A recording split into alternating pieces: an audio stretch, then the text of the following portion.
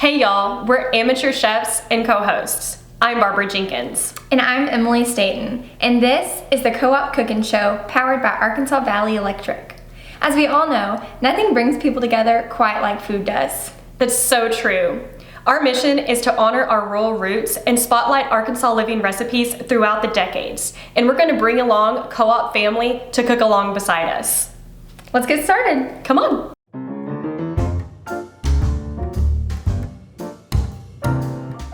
Perfect. Have you ever made rolls before? I've never made rolls before. I'm actually really nervous about making these rolls. I'm the kind of gal that makes rolls by buying them in the store and pulling them out of the package. Me too. And then you like roll them in butter and that's pretty much it. So this is going to be a big moment for me. We need to add 2 cups of flour and then 2 packages of yeast. This might not have been the way that we should have done that. Yeah, I think I would scoop. We're definitely going to start that over again. So I want to be a cooker. I really enjoy cooking, but I don't do a lot of things homemade.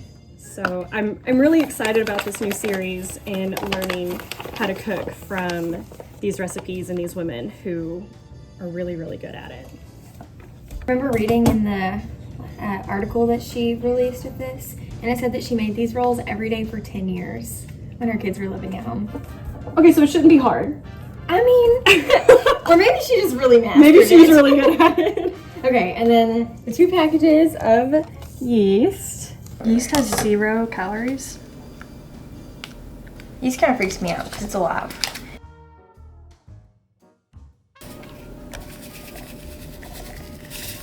Combine the milk, water, salt, sugar, and butter.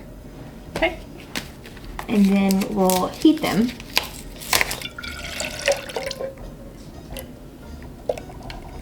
Perfect.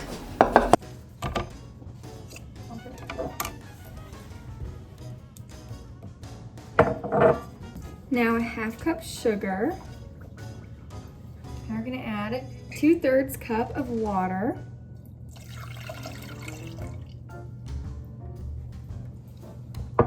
And 1.5 teaspoons of salt. I'm afraid I'm gonna dump this. There's a half. Prepare the 1/2 cup of sugar. 2. And there's our 1.5. Perfect.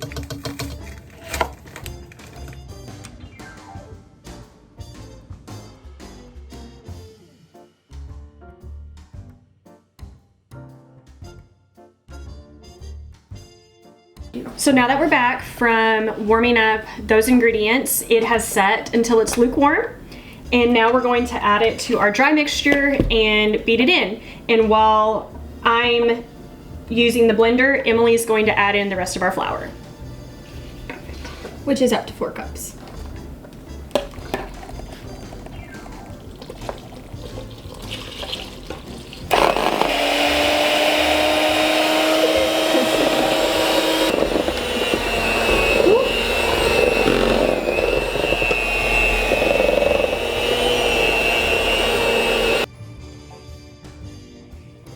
Is this a good idea or a bad one? I don't know, but We don't know. So we've moved all of our dough to the cutting board so it's easier to see.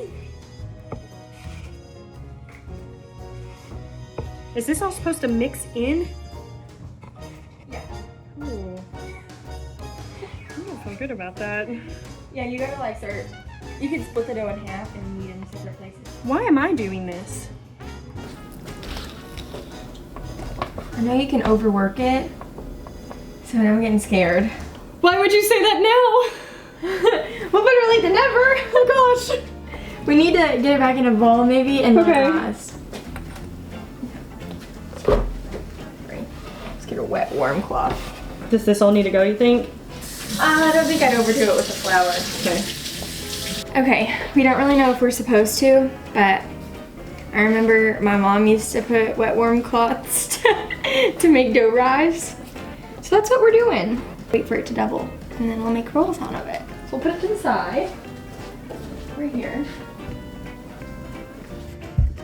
I feel like the dough is growing. Emily doesn't feel that way. Do you feel that way? It looks like it's the same. I I've looked at it like 3 times. I don't think it's the same. I think it's growing. I hope it's not the same. Honestly, I don't know that it has to rise to be good. We're gonna find Maybe out. it does. We're gonna find out. But Hawaiian rolls are still on the menu in case. Alrighty, so we checked on the dough rising for the rolls, and it looks pretty good. I think that it definitely doubled in size. So now we're supposed to take it out. I told her it was rising. She didn't believe me, but now she's on team dough rising. Yeah, I was wrong. I admit it. So now we're going to take it out, and I'm guessing, to be honest. And it says to knead it 10 to 12 times. Don't fully know what that means.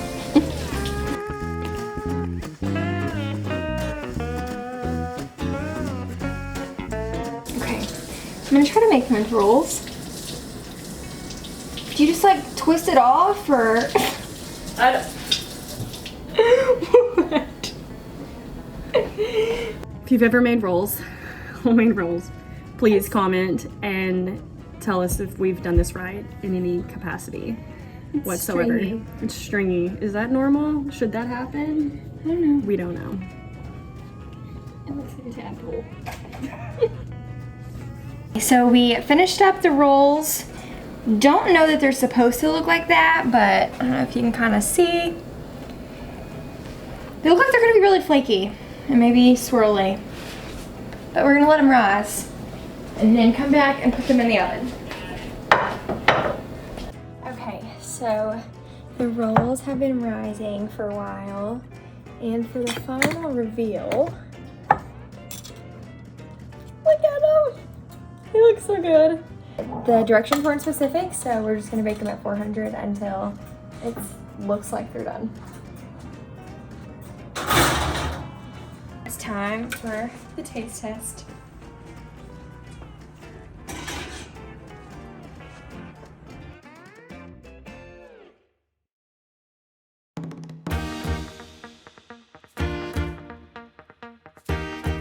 So now comes the time that I've actually been dreading, and it's cutting the onion.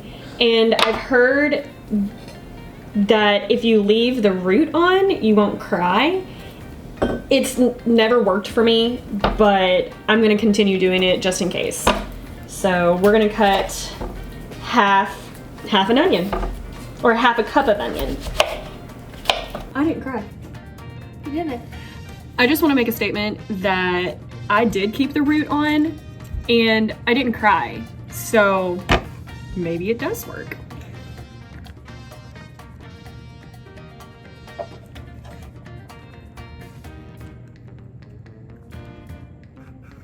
Half a cup of onions are done.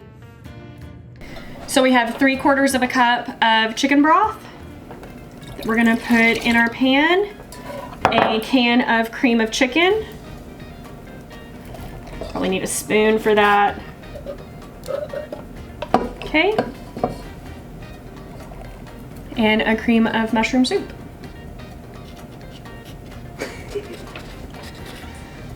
I might need to invest in some new spoons. All right, we're gonna stir this together and go put it on the stove to heat. Let's go.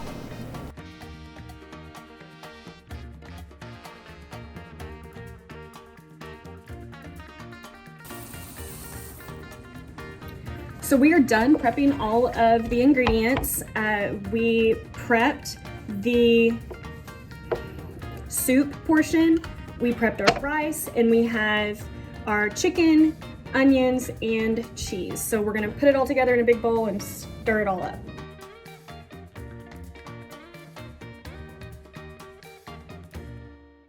The soup mixture. That looks so good. It's We're so really creamy. hungry. A cup of cheese, just mild cheddar, grated cheese. Let's stir that in. Half cup of onions. Didn't make me cry. And then the 3 cups of cooked chicken. We kind of cheated and we got a rotisserie chicken at the store. We did. So if you'd like a faster option, we highly recommend the rotisserie chicken, but we really considered getting a crock pot and making our chicken that way, or you could do it over the stove as well. Yes. Whatever your preference is. But today, rotisserie chicken. We're gonna add 3 cups of shredded rotisserie chicken to the bowl. Can you get a little bit? It's stuck. Whoop. Maybe. Here we go. Emily greased the casserole dish, so I'm just gonna stir this up a little bit. Doesn't have to be perfect, I don't think. And we'll just pour it into the casserole dish.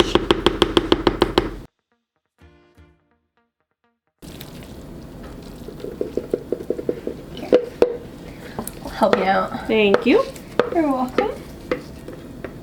It looks so good. The cheese is all melty. Oh, put your finger. Okay. Stir it up just a little bit more. While she stirs, I'll go clean dishes. Thank you. This looks so good. So we have it all spread out in the pan. Next up, we put it in the oven at 375 and we bake it for 20 minutes.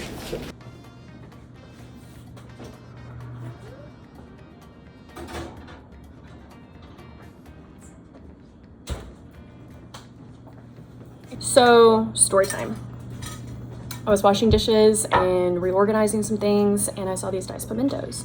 I said, Emily, where are these supposed to go? And she said, the casserole that's already in the oven. So I'm gonna pull that out, stir these bad boys in, and put it back in the oven and see what happens.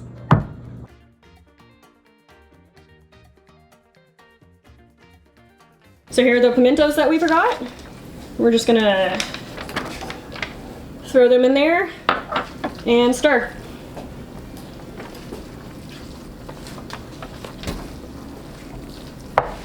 Oh yeah.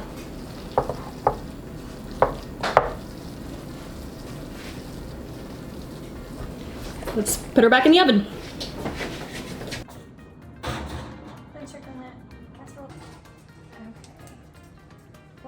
It looks so good. It's supposed to be half a cup. We're gonna kind of guess.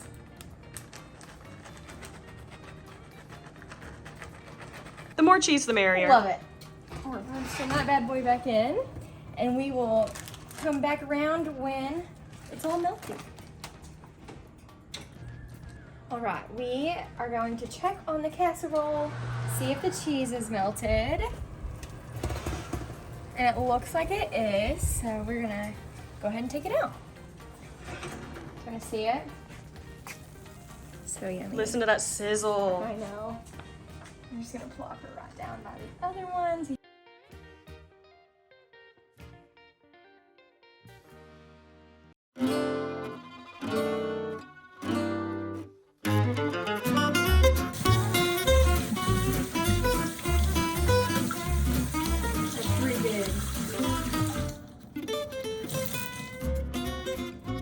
Okay, so we have washed and dried our apples and we're ready to cut.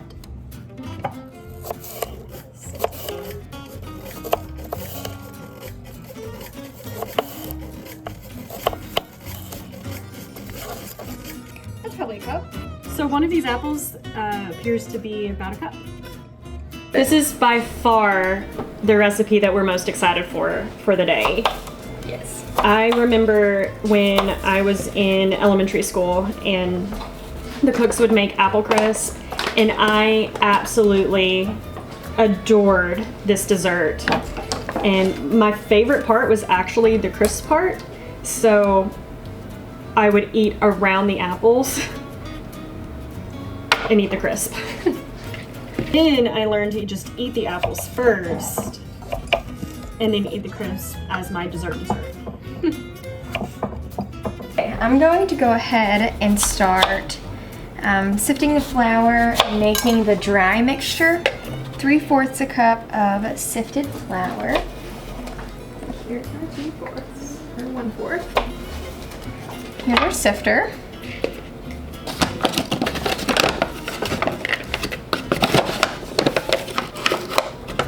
So 1.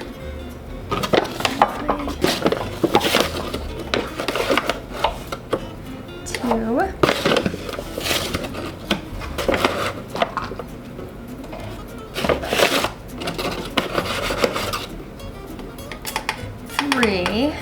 done with that. Set it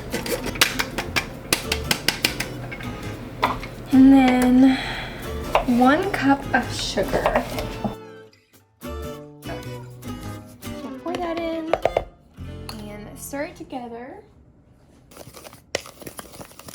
And now,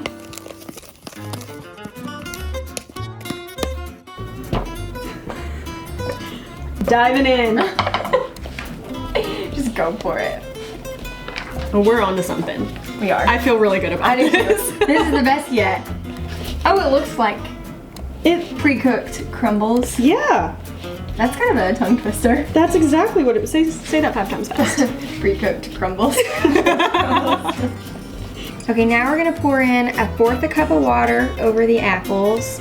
Just gonna kind of evenly distribute it. Sprinkle 1 teaspoon of cinnamon. Just kind of make sure that you get them all covered, at least a little. 1/2 teaspoon of salt over the water and cinnamon. I'm gonna show you guys what this looks like. It's crumbly. It works. Do you want to crumble it over the apples and we'll bake it? Sure. It says drop the mixture over the apples. Okay. Yeah, looks pretty good to me.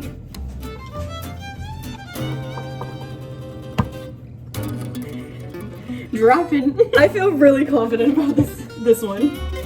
Buttery, Like really buttery, yeah.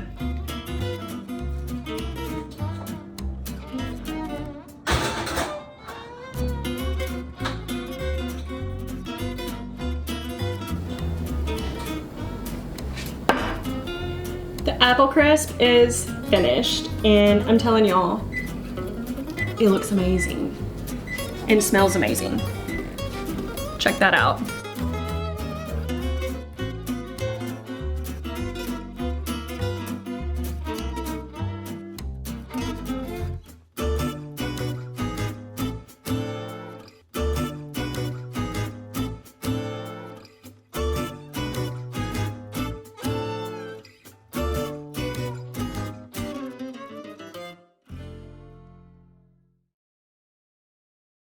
Thanks for cooking with us today. We have plenty more delicious recipes coming, so if you'd like to see more, make sure to subscribe below. Also, comment if you have any tips or suggestions. We would love to hear your feedback. We'll see you next time on the Co-op Cookin Show. Bye, y'all.